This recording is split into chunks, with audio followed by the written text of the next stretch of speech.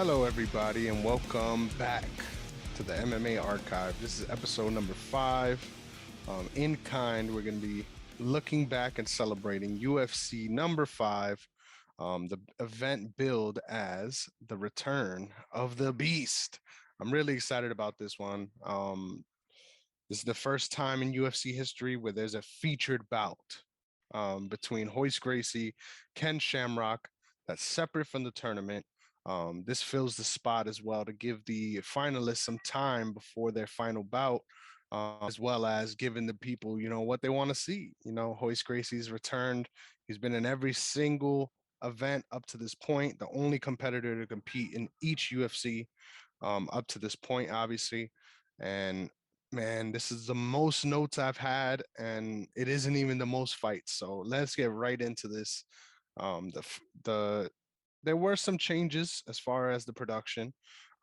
We have TV announcers Bruce Beck, Jim Brown, Jeff Blatnick. These are all the same, but we got a new ring announcer. We got Ron Jeremy. I actually like him a little bit more than Rich Goins. The G man, the good old G man.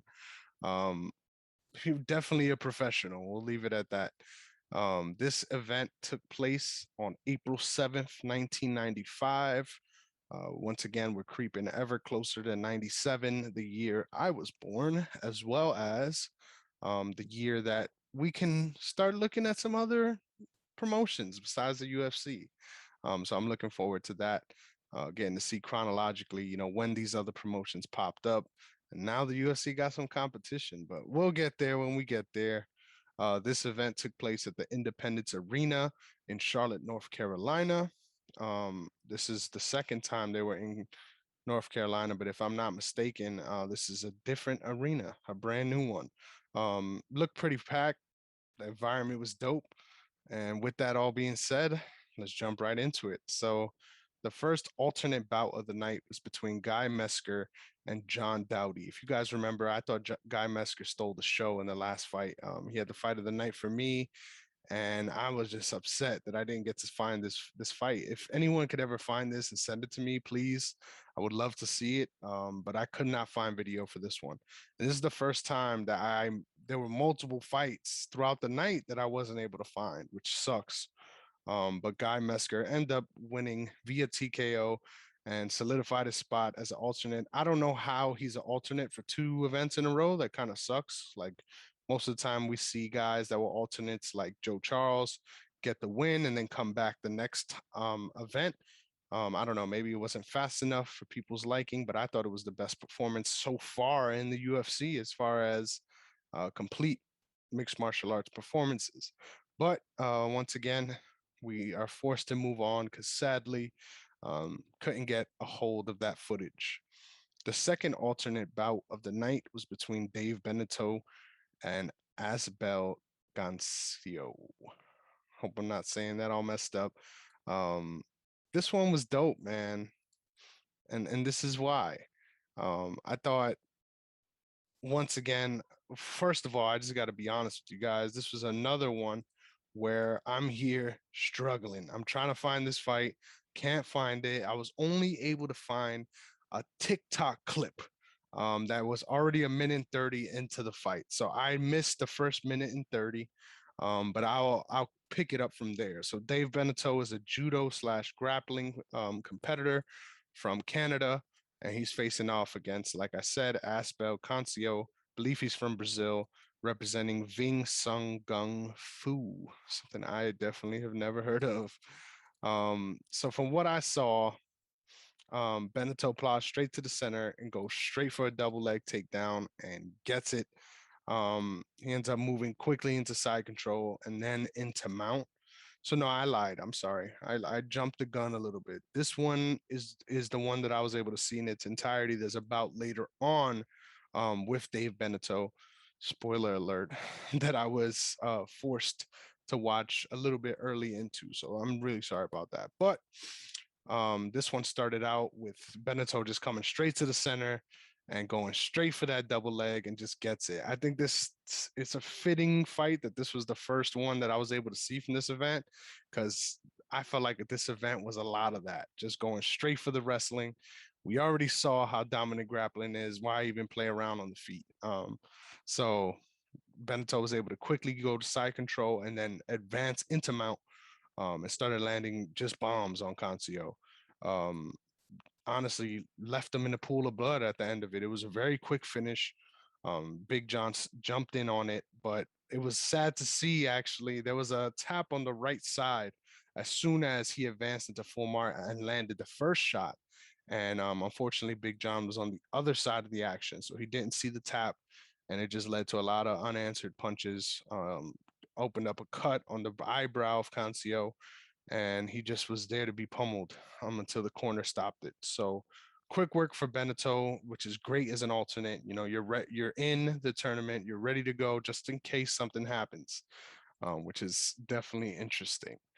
But moving on to the first quarterfinal bout of the night, we have Andy Anderson representing Taekwondo, standing at a stout 5'9", 238. Um, just an interesting, strange character. I mean, the first thing they say about this guy is that he owns an entirely nude steakhouse. Can you imagine this? Like, I can't. Like, I don't think this. There's no way this exists today. Just nuts, just nuts. Crazy, crazy stuff. And then he's facing off against someone that's also interesting in his own right. We got John Hess, standing in at 6'7", 295, just a huge, imposing figure, and representing SAFTA, which is his own martial art that he coined. And you know what SAFTA stands for? Scientific, aggressive, fighting technology of America. If there's if there's anything that is more, this is in the fucking 90s than this, like, show it to me, bro. Like, what? It's the of America for me, though. Like, he has scoured the streets of America to find every technique possible. Just nuts, nutty guys.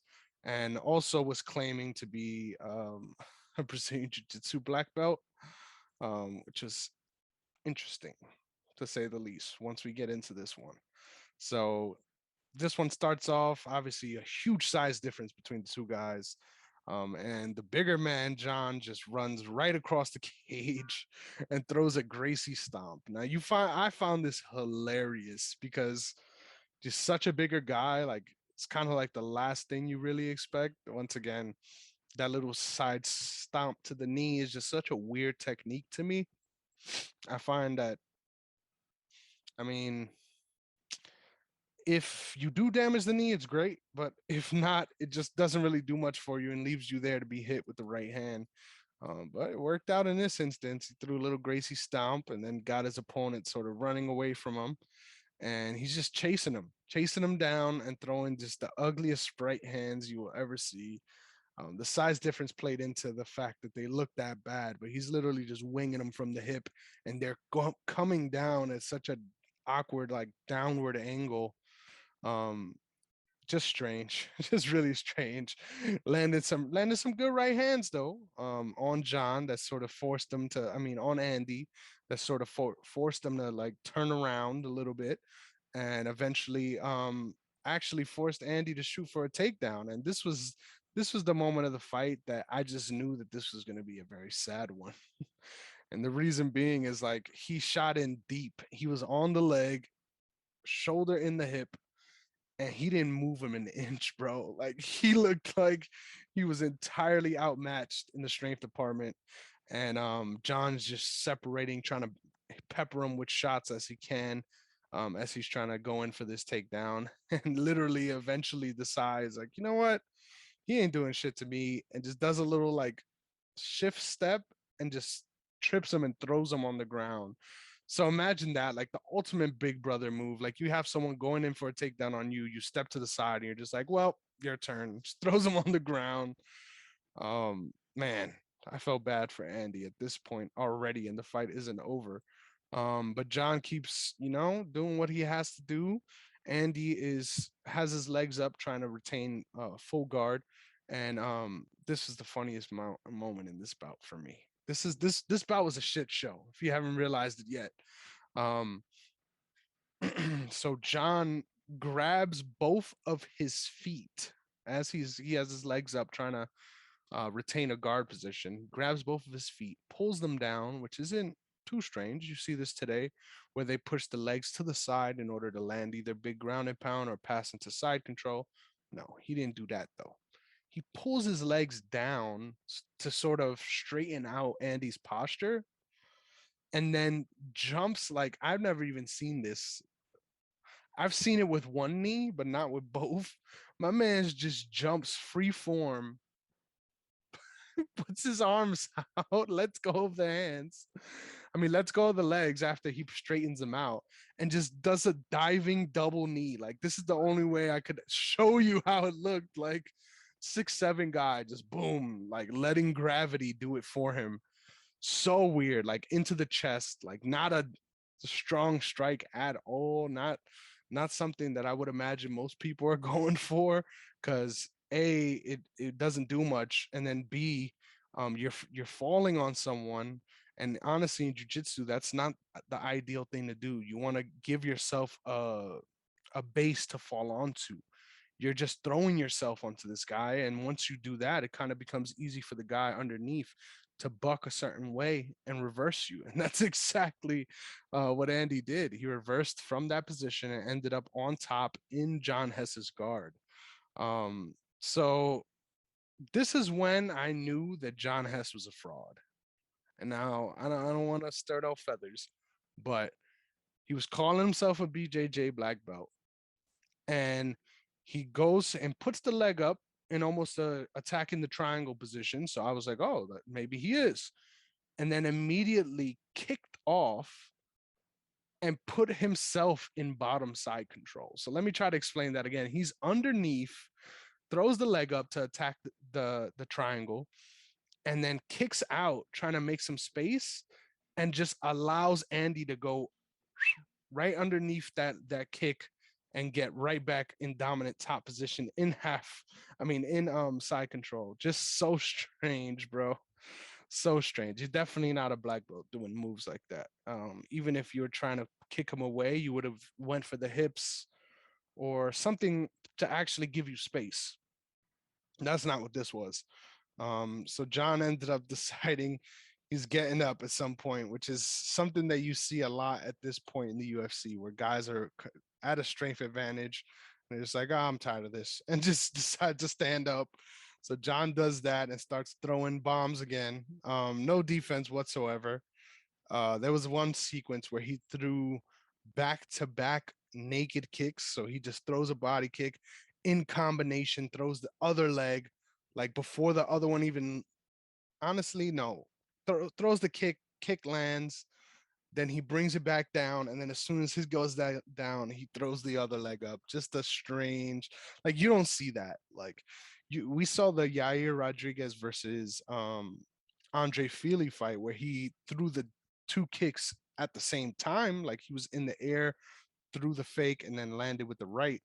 My man's was just bink, bink. Like that's it's just so weird to see. But it worked. Can't complain too much when it works. And eventually John grabs up the collar tie and lands two straight rights that you could tell Andy just did not like whatsoever. He drops straight down on his face and sort of starts falling almost into the cage. And at that point, John Hess finishes it off with two knees to the head, obviously to the downed opponent. A rough way to finish it. But this was more so than anything, wasn't a fight of technique. It was just more so you saw somebody get physically overmatched, which I don't like seeing, to be honest. I know that may sound silly considering I watch all these events and I want to see these things. Um, I just don't like seeing fights like that where one guy, no matter what, both guys aren't really adept at the technical aspect of things, but one of them specifically is just overmatched strength wise. Just not a recipe for a good fight whatsoever. But it gave us a good shit show. Like I'm not gonna lie, This was one of the more competitive fights of the night, despite being um, a utter shit show. Like I said, but fun one nonetheless. So next up, our second quarterfinal bout, we had Todd Medina representing Jeet Kune Do, good old Bruce Lee martial arts, at 5'10", 260. Let me say that again. 5'10", 260. They might have been a little generous. He looked more like 5'8" to me. Against Larry Thunderfoot Curtin. Shout out to this legendary nickname right here, Thunderfoot. Representing kickboxing, standing in at 6'2", 230. Larry's much more obviously a posing figure, but Tom Medina looks like he's on all the Mexican supplements. Like my man looks juiced up at that size. You don't see natural muscles like that on the frame like that. Like 260 shredded, like that doesn't add up to me. That doesn't add up whatsoever. But this one was a fun one. Medina went straight in and sort of was trying to engage on the feet. But you saw Larry was a little bit more adept there. Larry ended up throwing a right hand, and Medina just ducked right under it and went straight for a double leg. He didn't want no parts of that. He wasn't able to get the double leg, but he ended up turning it into a single and then barreled Larry over onto that side and was eventually to get able to get on top. Um, Curtin in the transition ended up in a high elbow guillotine, so he's holding on to the neck, but it wasn't a good angle really. He had the choke, but once again, you want to come up and under with the high elbow guillotine, and he was just sort of holding it up here, which you don't want to really do. Sort of leaves you stuck, and you don't really have the torque necessary to finish it. So just a tough position because now your hands are both locked up and your opponent can hit you and you're not really doing much to them because you're holding them there but you're not choking them. um I mean, maybe it was a little uncomfortable and hard to breathe, but it's not enough that you're debilitated and you can't continue. And that's the key. So Medina's able to just work on some body work, landing some good ground and pound in full guard, and make Larry pay for that submission attempt, which I respect.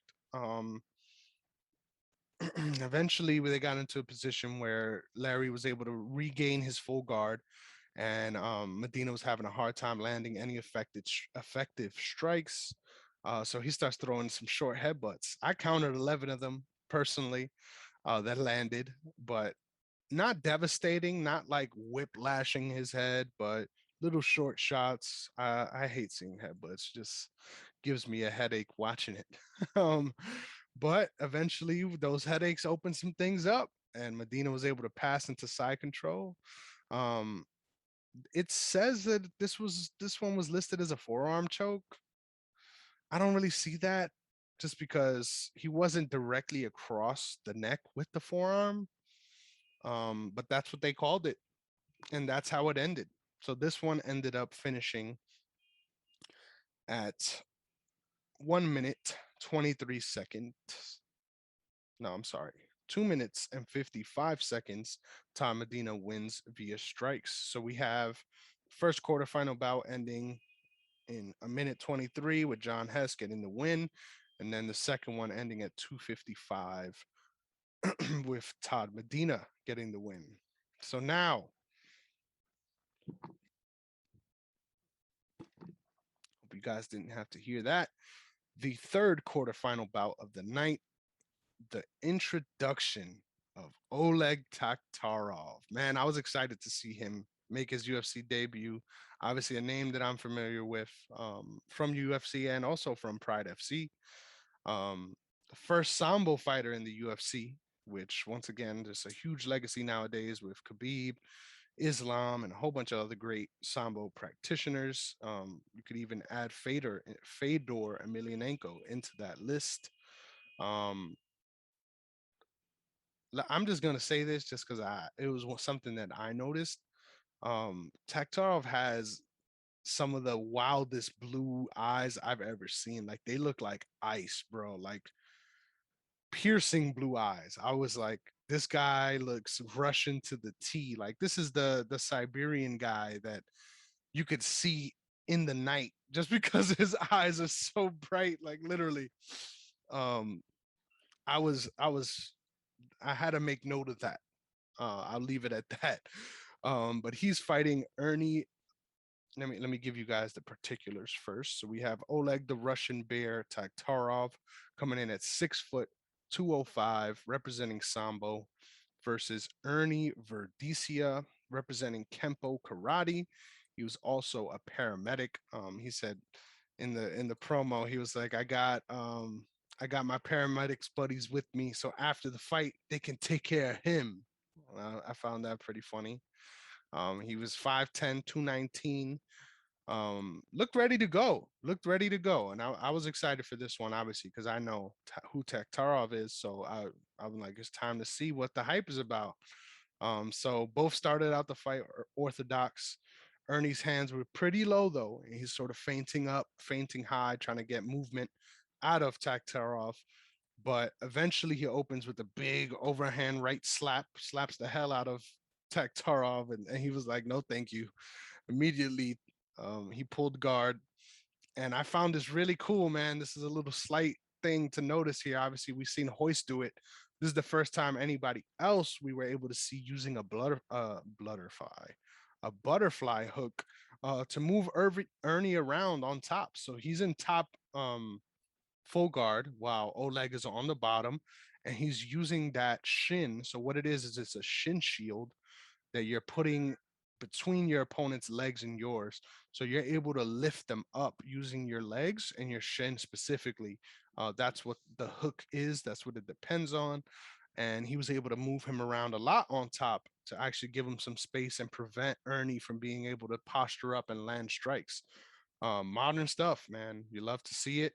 You love to see that butterfly hook, even if it was just one. Elevating guys, it could be very hard and makes you nervous. It makes you feel like you may get swept, so you try to get heavy and maintain your top position.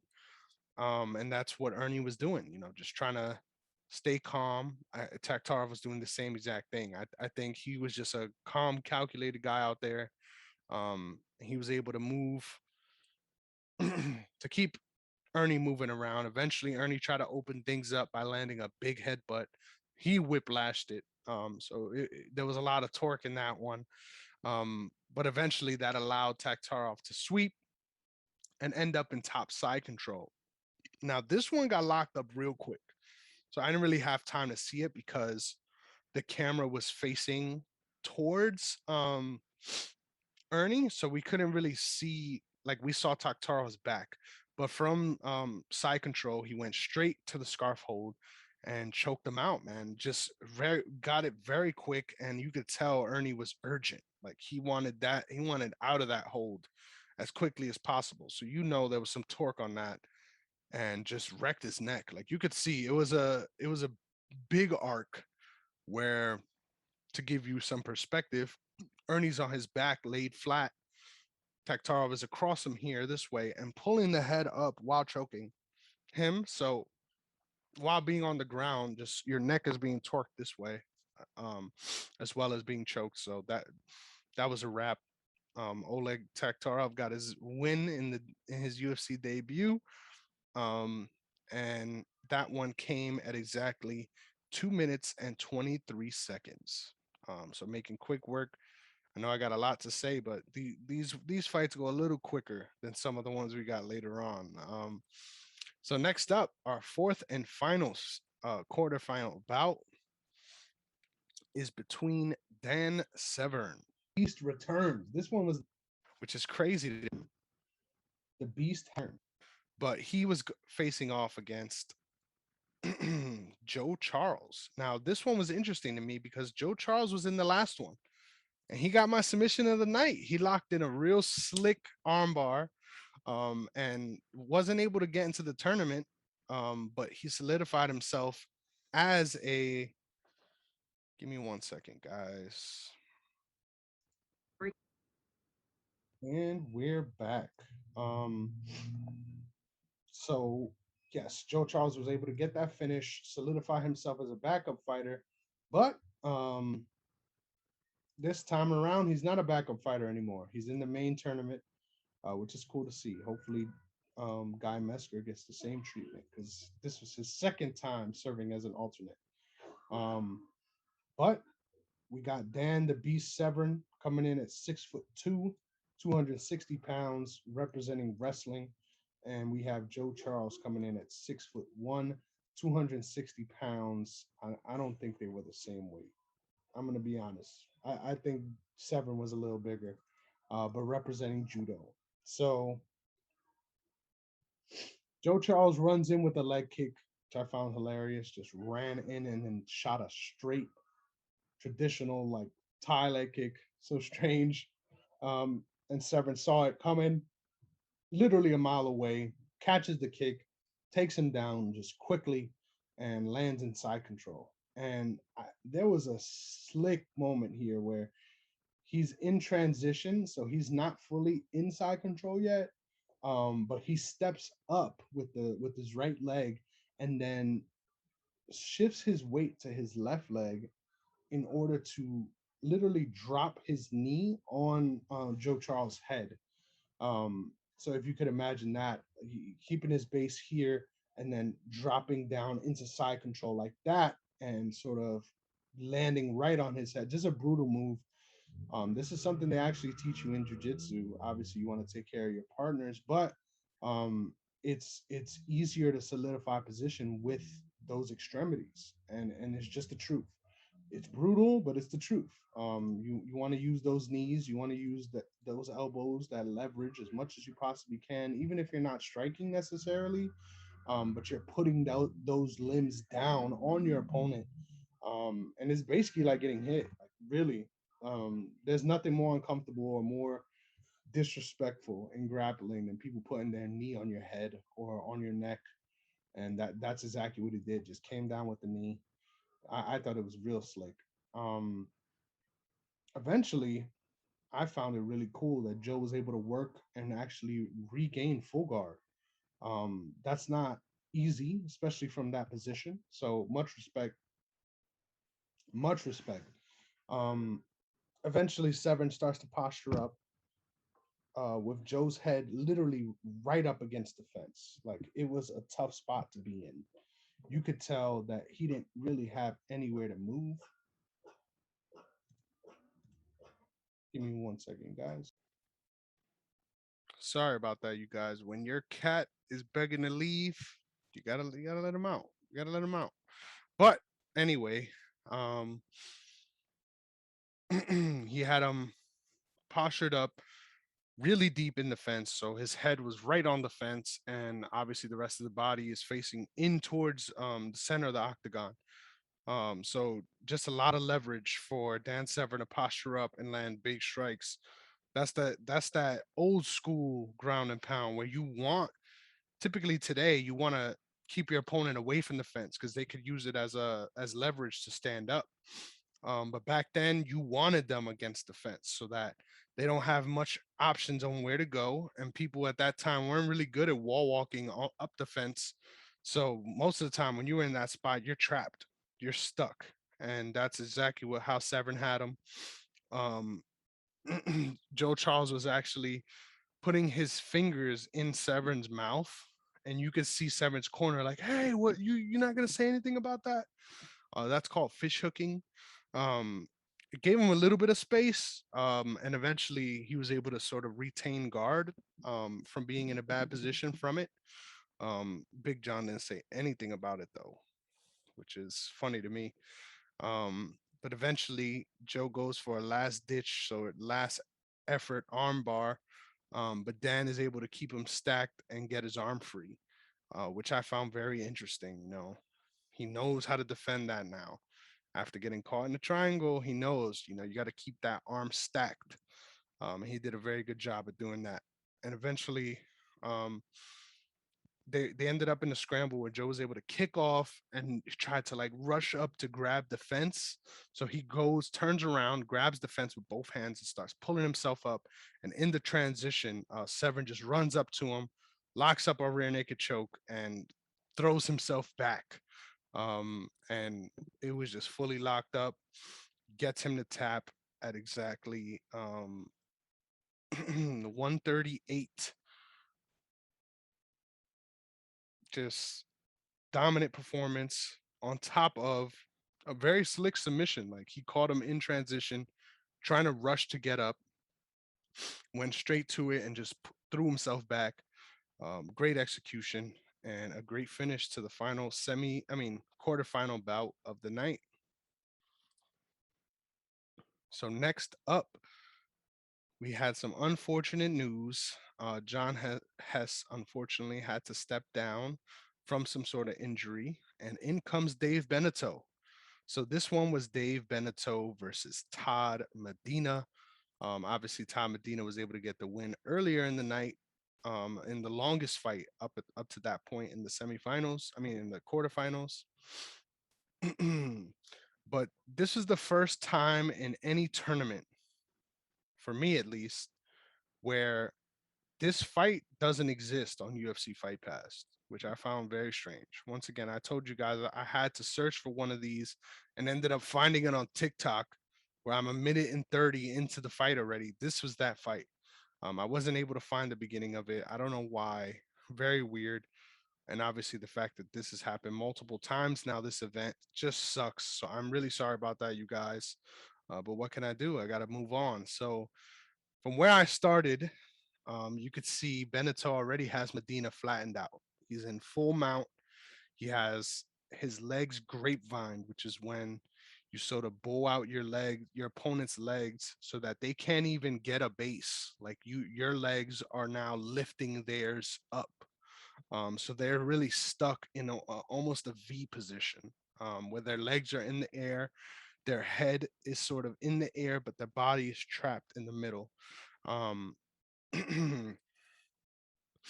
and that's just a terrible spot to be in, especially um, on bottom. But on like if you're facing the mat, it's even worse. But he was facing his opponent at this point. Um, but you could tell at this point fatigue was already setting in for Todd. This was his second fight, and he had the longest fight in the first one. And just being in those bad positions, it's what we call, once again, cooking people. You stay in that spot, you work them, you work their cardiovascular systems. You're not trying to advance too quick. You're trying to keep them working, keep them in that spot, and get them tired out. And you could tell he had them cooked. He was real tired and took the fight out of him. Really, by the end of the fight, he ended up moving quickly into mount and landing shots again that forced the ref to stop the fight as Todd Medina was tapping. Just another brutal finish and very technical from Dave Veneto. From everything I've seen, all of these fights, he's able to move very quickly once he gets on the ground and advance his position. This one ended at 2 minutes and 12 seconds, so a little bit of a longer one compared to 21 seconds at the first fight. But a great performance nonetheless, and setting himself up to go from alternate to finals. He's in the finals now. So congrats on getting that semifinal win. So next up, the fight of the tournaments. I had so much notes on this one, so bear with me, you guys, because this, in my opinion, could have and should have, in many ways, have turned out to be the final in this one. Two guys that are very technical that end up being known sort of as, in a lot of ways, pioneers. Pioneers of the sport. And they were able to face each other in this one. So I was super excited when I noticed that they were going to fight, and it wasn't even in the finals. So we're definitely getting a good tournament here. So once again, Oleg Taktarov coming in 6 foot 205 with the Russian Bear as his nickname. Coming up as against Dan the Beast Severn, 6 foot 260, representing wrestling. Um, Severn comes out as he always does in Southpaw. Taktarov was orthodox. They're doing a little bit where they're sort of watching each other, um, and trying to move in closer. Severn had a black eye still from his first fight, so you can see the damage wearing on him. And there's some blood on Taktarov's gi from the first fight as well. So just you see these guys have been through it already, and now they have to face each other. So there was some hand fighting with the lead hand, which I found really cool, man. Obviously, this is huge meta stuff nowadays, where they're each trying to pull down each other's lead hand and sort of gauge the other's reaction to what they want after getting their hand pulled down. Eventually, Severn just ran straight in and pulled down on Taktarov's head, which, if you think about it, is always trying to gauge a reaction for your opponent. Whenever someone pulls you down, your immediate reaction is to pull back and, uh, have some force against that. And unfortunately, in that position, that's the wrong thing to do. Uh, Give me 1 second, you guys. So that was not the play there, even though it felt like the natural thing to do. But it allowed, because he stood up straight, it allowed Severn to go straight through those legs and get a double leg takedown. Um, and he ended up inside control. And once again, he's doing his signature move at this point.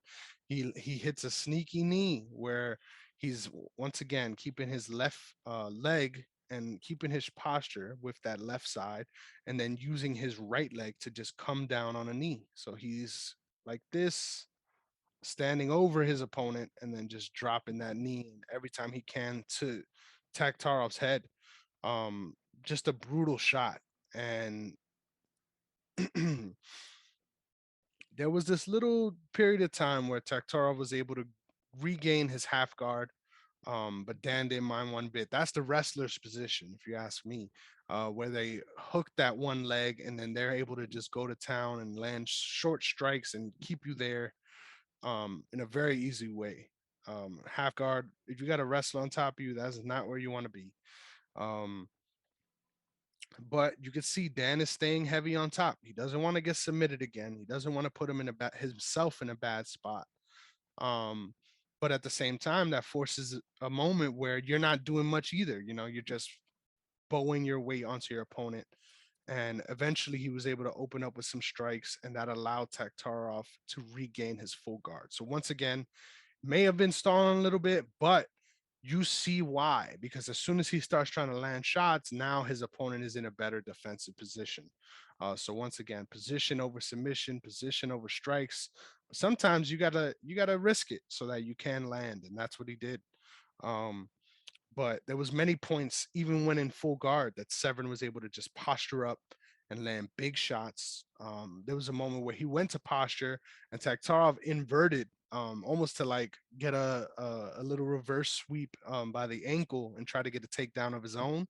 But you could see Severn didn't like that at all. He sprawled immediately and just try to keep his posture, keep heavy on top, and land as many shots as he could, and while keeping himself safe, obviously, from those guard attacks, which he knows very well since his finals loss last time against Royce Gracie. So while postured up, you could see Taktarov eventually start working for an armbar, and Severn was able to get his arm out of danger again. So this is 2 fights in a row now, that you see that he's worked on this and he's aware. Um, and at this point, those knees really started to add up. Severn landed a couple of them in a row after that armbar attempt, and it cut open Taktarov bad over the eye, um, immediately leaking a lot. And you could see that actually was in response to having the arm fully extended. So the arm is extended. You could see it, but because Severn is still postured over him, and stacking that arm bar, he's in danger, but he's not dead to rights. So he's able to keep his arm straight as much as possible while also landing shots with the other arm and then shifting his weight to land that knee again. Um, and man, it was nasty. It was nasty. He split him up, and he is like, I wrote right here in my notes, literally, Severn is a nasty motherfucker, and I mean it. Because he once he gets out of the armbar, he goes in, he swims into side control, lands some bombs, and once again, your opponent's already bleeding a severe amount. He takes his hand and puts his thumb, like you see it, he puts his thumb right into the cut and just goes like that, like pushes it across. So just split the cut open even more. So now his face is entirely just blood. Because he's facing the mat. The cut is leaking that way. Just blood all over the place now. And that was just nasty, smart veteran stuff there from Severn. And after that, Taktarov was able to regain his guard again for a brief moment. Dan responded by landing some headbutts just for good measure. You know, you gotta open them up however you can. Just a madman Dan Severn is. Um, all the while though, Taktarov ends up working again for that armbar and ends up extending his arm again. Um, but in that sequence, Big John saw enough. There was a lot of blood, like I said before, and you can't even really see his face at this point. It's just the crimson mask. Shout out WWE. Shout out Life's a Botch, my boy Dwayne. There's just he had the crimson mask going on. It was over. We've seen enough. That was the first real doctor stoppage. I mean, not doctor stoppage, referee stoppage that we've seen without no corner throwing in the towel, without the fighter tapping. He took it into his hands and said, "No, this fight is over." So respect to Big John for doing that. So now, I know I've been rushing a little bit, but it's because I knew we had to come to this point. And if you watch these fights already, you already know what I'm talking about. But the featured fight, the one we was all waiting for, we got Ken Shamrock coming in. Oh wait, I'm sorry. Let me give you guys the particulars on that finish. Sorry about that. So we've got Dan Severn getting the win at 4 minutes 21 seconds via TKO.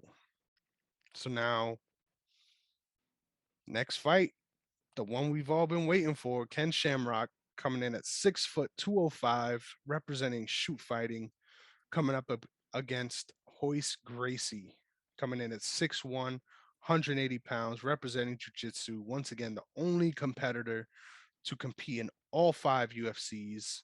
Um, and this is the first ever super fight in UFC history. So you could argue, just because Royce has been a long-standing champ, this is the first time someone defended their belt. I don't know about that, but you could argue it. Um, and once again, this is a one-off fight between them two. They wanted the rematch. Let's do it. Why try to set it up in the tournament where it may not play out? Let's just have them fight each other. And I found that really cool. Um, but the fight didn't end up being cool. We'll get to that. But Royce came out southpaw like he always does, keeping those arms at real far length so he could throw those kicks. Um, Ken coming out in orthodox, ready to wrestle. You could tell, just ready to wrestle. And Royce starts out with that Gracie stomp. You already know, landed a few of them. But eventually, Ken Shamrock is able to duck under that and drive for a takedown. And you could see there wasn't opposition. There wasn't takedown defense from Royce. Royce invited it. He said, "All right, let's do it." Pulled guard, obliged the takedown, and now you're in my world. And man, in his world was he. I'm just going to say it like this because I have a lot of notes. This fight remained in this position, I would say, the entire fight. Um, which is crazy to see. And when you hear how long this one went, you'll understand. Because this is the first time that I was struggling. Like I watched this fight and I was not having a good time. I'm gonna be real. Like this one was a slog. Royce is in full guard working to get his guard higher. Ken Shamrock is trying to land little pot shots, but also has been burying his arms in Royce's chest and sort of pushing on them. So he's on top like this. His arms are underneath his own chest, in between him and Royce. Not really trying to land punches, trying to keep himself safe from any threat, to keep away from the armbar. I respect it. It makes sense, but it doesn't lead to the action that we're here to see. Royce is obviously doing his patented kicks to the kidney, which I find always look funny from that position. But literally, I checked the clock after 8 minutes. Ken Shamrock opened up with some headbutts, but once again, they remained in that guard position. Shamrock kept trying to posture up and ended up diving right back into the guard, like to keep himself safe. And literally, I wrote in parentheses, I'm like, no, not again. Because as I'm watching, I'm like, I thought we was about to get somewhere, but no, we're back in full guard once again. Heavy top pressure from Ken Shamrock, but not really much, being accomplished. Just bowing his weight down. So I'm gonna be real with you guys. I come here to tell the truth. There's been a couple times during this fight that I skipped forward 10 seconds and I'm like, and literally they're in the same spot.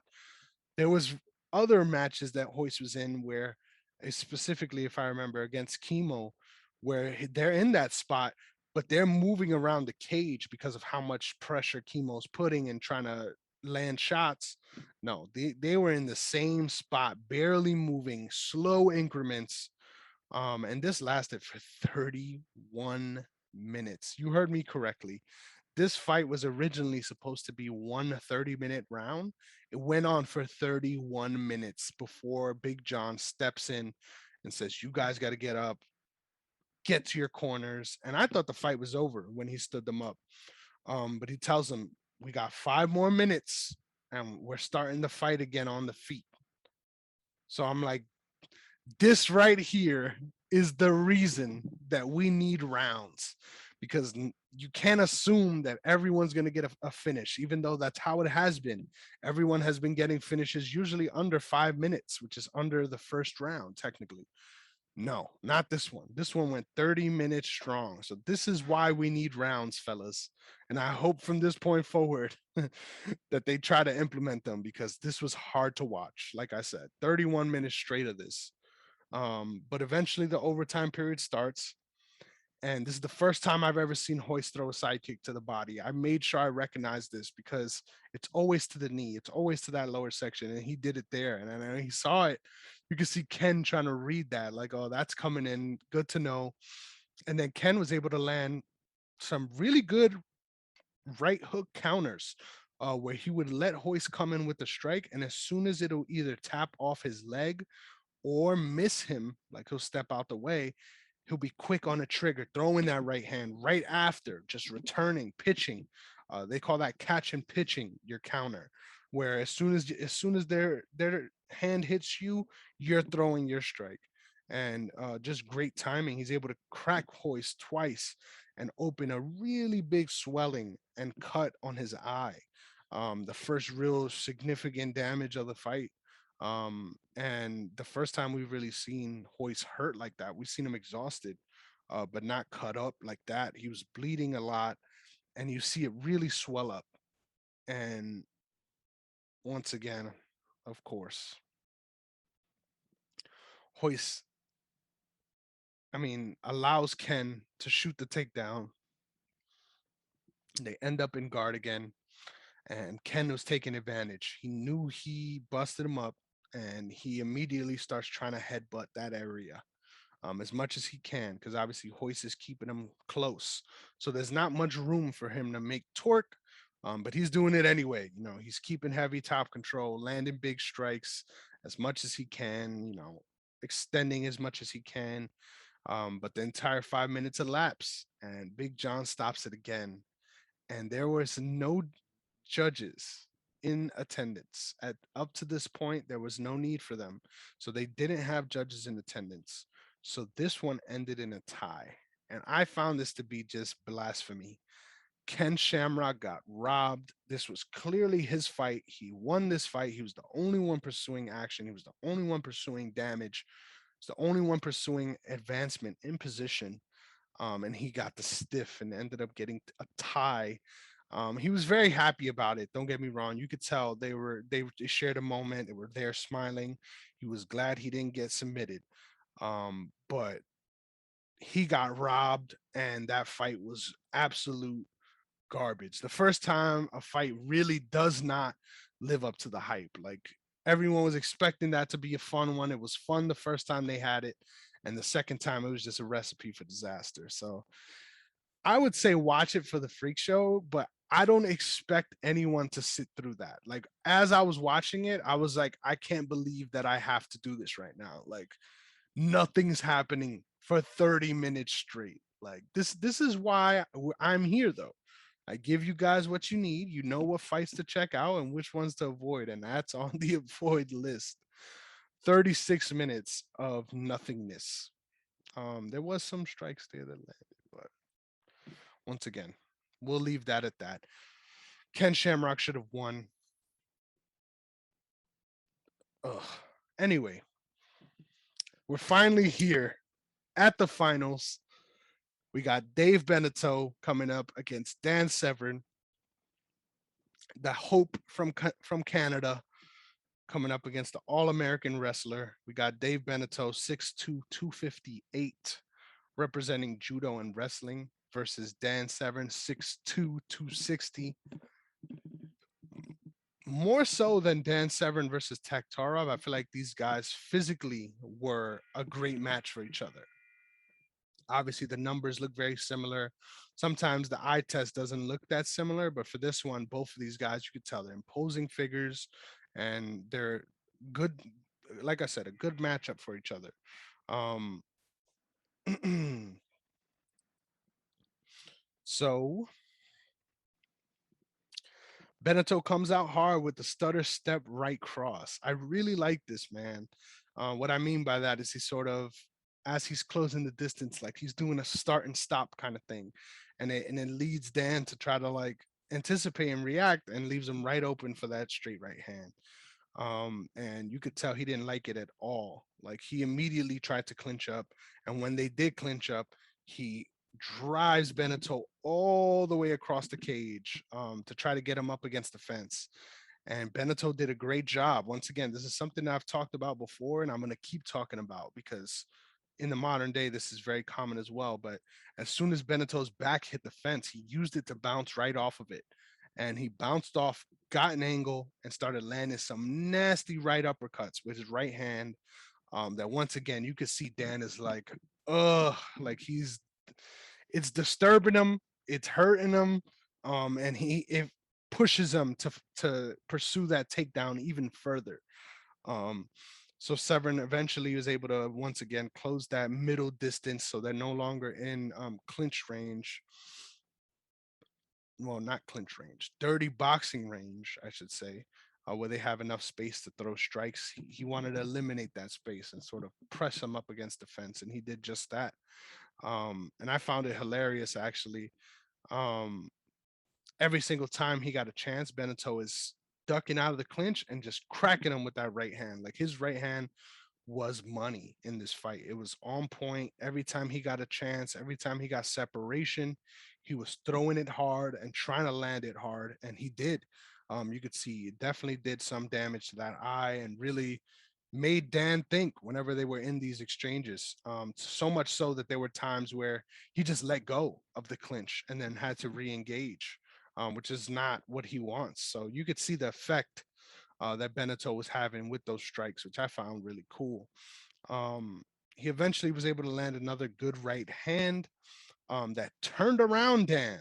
He let go of the clinch, turning around, and literally Dave Beneteau pushes him up against the fence and goes for a single leg. I'm like, is this guy crazy? You're going for a single leg takedown on Dan Severn? Like, you're nuts, bro. But I respect it. Severn stuffs it easily and eventually is able to get him in a spot where he's able to re-engage and push Beneteau back against the fence. So now he's out of danger again. But that was chippy there. When I saw him reverse and then put Severn against the cage and then attack for a takedown, I'm like, what is happening right now? Like, if he would have got that takedown, that would have been wild, literally wild. But they're eventually in that clinch position again, and Dan Severn does a very good job once again of using, excuse me, using his third arm, his head, um, up here to do to do a great job of posturing him against the fence. So he's using his head as an arm, and was able to get a nice slick takedown that allows him to end up on top inside control, where he he's here and his opponent on the right side is up against the fence. Now, Severn immediately goes on to attack arm lock. To me, at first, it looked like a Kimura trap, but it wasn't. It was a key lock. And the difference is semantics. So, Kimura, your arm is being pulled around in the traditional chicken wing. I know you guys have seen it, where it's being pulled back behind you. The key lock is the opposite. So your arm is this way, and then they're getting their arm behind yours, grabbing on this side, and then trying to elevate your elbow while keeping your hand up here, um, at a downward angle. So it's a strange position, but it really torques on your shoulder, and it's a really hard submission to get out of once your opponent really has that leverage. In today's MMA, I would say this is a tough submission to pull off. I have seen it happen. Um, Once again, shout out Alexander Romanov, but it's just not an easy submission to get whatsoever. But Dan Severn did it, man. He did it. Um, Usually in that position, you could cage walk as your defense. So think about it. You're laying down, the fence is right here next to you. You put your legs up on the fence, and then you're able to invert. You're able to make a change in position that way. But obviously, that was the furthest thing from Beneteau's mind. He was just trying to protect that arm, and it left him stuck and vulnerable. And Dan took every advantage of it. And you could see as soon as he finished it, he knows the tournament's over, and there's just a sigh of relief. Like I love seeing Dan Severn celebrate because he's very something very visceral about it. You didn't see that from Hoyce in the same way. You know, Hoyce felt almost relieved. But Dan Severn's like, this is my shit. This is my town now, baby. I don't care if I lost to Hoyce. Hoyce went out there and had a tie. I came out here, looked much improved, and won the tournament. So much respect, man. Dan Severn is a problem for UFC events to come. I would love to see him have a rematch with Royce Gracie at some point down the line. And just the lore, man. Just watching him have his rise, have his moment, get to the finals, fall short, and then go back, straight back to the finals the second time. I think, if I'm not mistaken, he's the only other person besides Royce Gracie to do that up to this point, to make it to consecutive finals. So once again, much respect to Dan Severn. Shout out my boy Dan Severn's mustache on Twitter, for engaging and keeping up and wanting to hear about this one, because I found it perfect, man. Perfect week for you to get on board with the show. I hope you liked it. Hope all you guys liked it. There are some gems on this one. And with that being said, let's get right into our awards so we can wrap this up.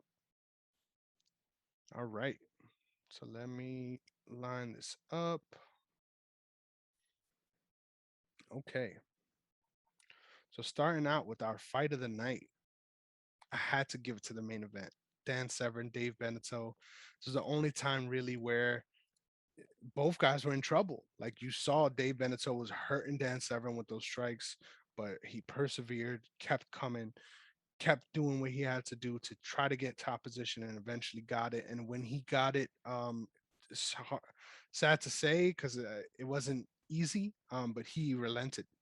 He gave him everything once he got to that point. Shout out to those guys. Made a great fight of the night, and also, man, I'm gonna say it. Dan Severn's cleaning these awards, man. He's cleaning them up. This is his night right here. Next up, we got our performance of the night. Once again, this for me is, in my opinion, what I would say the mixed martial arts award. The fight that I thought that they took a great approach and they did a good job of showing their skills in all facets, and ended up getting the win. And this one goes to Dan Severn against Oleg Taktarov. Great semifinals matchup, and just a great finish. Once again, showed grit, determination, showed good top control, showed good grappling in that way, but also showed good striking, landing very clever knees at many different points, where he's literally putting all his weight on that knee onto Taktarov's head. Just brutal stuff. And this one actually surprising, may be a surprise, may not, but I gave it the KO of the night as well. So performance of the night, knockout of the night, both go to Dan Severn in his fight against Oleg Taktarov. Now, finally, we have our submission of the night. I could have been cheap. I could have gave them all to Dan Severn, but I decided against it. And it's because of one man, the Russian Bear, Oleg Taktarov, in his UFC debut against Ernie Verdisia. Just a great performance. Once again, did a very good job at putting himself in a position to win that fight with the scarf hold. Just a beautiful submission, something that, once again, even in today's MMA, is not too common. Shout out to Alexei Oleinik, someone that loves to find himself in a scarf hold position, but even for him, that is not an easy position to get a finish in. So the fact that he was able to get that submission from that spot, you got to give him that award. So those are all my awards, man. Three of them featured either Oleg Taktarov.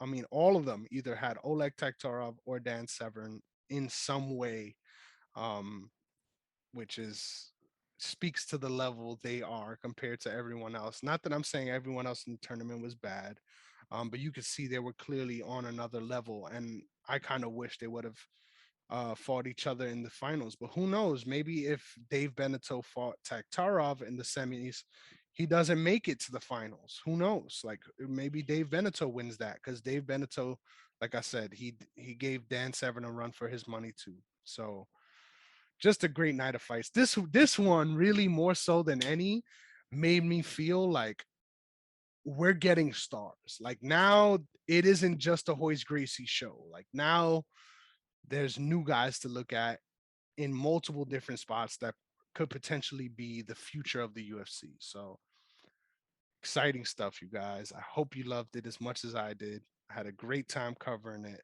I hope you guys enjoyed.